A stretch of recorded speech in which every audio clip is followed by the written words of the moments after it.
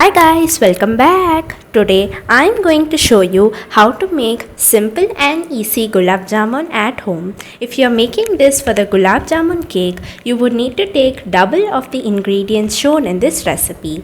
So let's move on to the recipe. So first I've taken 3/4 cup of milk powder and I am adding it into a pan. To that you need to add 1/4 cup of milk. It could be room temperature milk or hot milk. Now to that I am adding 1 tablespoon of ghee. Now you can mix it well using a spoon or a whisk or a ladle, anything you have, and then make sure it comes in the right consistency as shown. So this is how it has to be. I've kept it onto the flame. First you need to keep it on the low flame and then just start mixing it. It would be loose at the starting. It would become like a condensed milk like consistency. Now you can see.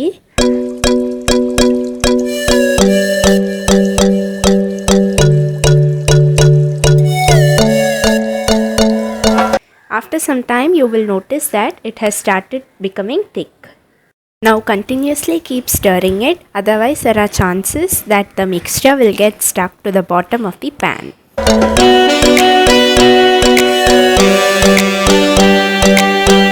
Now it has started forming a dough-like consistency, as you can see.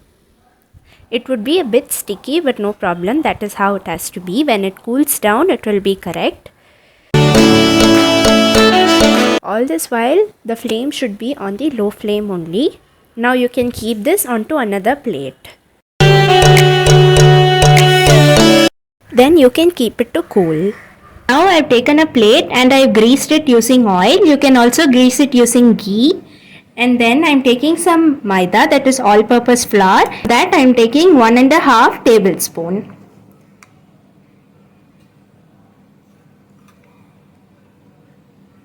To this I am also adding half teaspoon baking powder.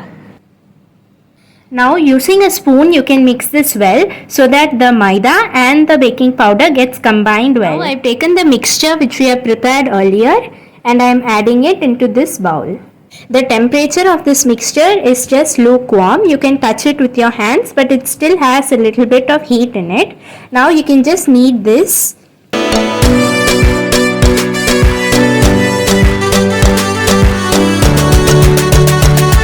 Now you can keep this aside and then just sprinkle this flour.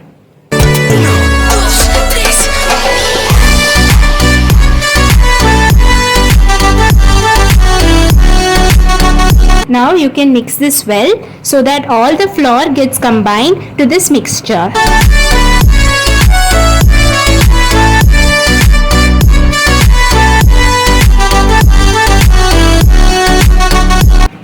So now it's all combined well.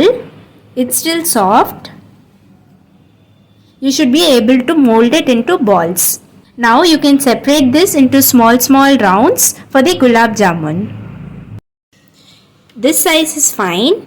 Should not be too big because when we fry it, it will become big by itself since we have added baking powder to it. Similarly, you can separate the rest of the mixture into small balls like this.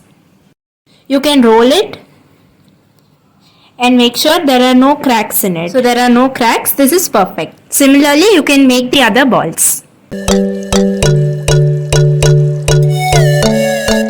Now here I've got 12 balls. It can rest for about 5 to 10 minutes. After that I've kept some oil in a pan to become hot. So it should be on the low to medium heat. So these are our balls after 10 minutes. You can slowly start adding them one by one into the oil after it becomes hot. Do not put this on the high flame because then the outside of the gulab jamun's balls will get cooked, but in the inside it would be still like a dough. So make sure you do not do that. Now our balls are becoming big, as you can see. After some time, turn it over. If you start turning it over before it gets cooked, then the balls will break. So make sure you do that at the right time. Now here all our gulab jamuns have been cooked perfectly. So you can take them out and keep them onto a tissue paper.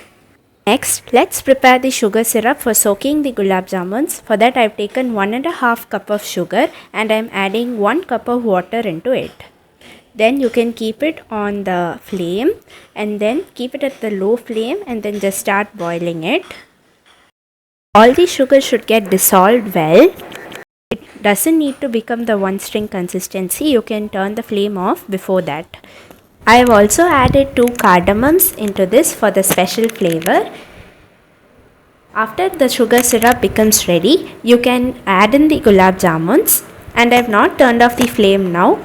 After adding in all the gulab jamuns, you can keep it for 2 minutes and then turn off the flame, keep it to cool.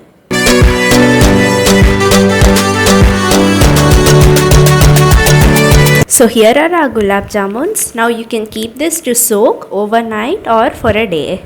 Now this is our gulab jamun. You can pour some sugar syrup over it and serve it.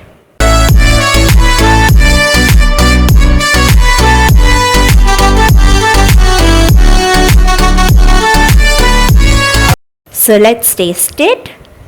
It's really soft. Let's taste it. It's absolutely delicious. So do give this recipe a try and let me know in the comments how it was. Meet you all in the next video. Thank you.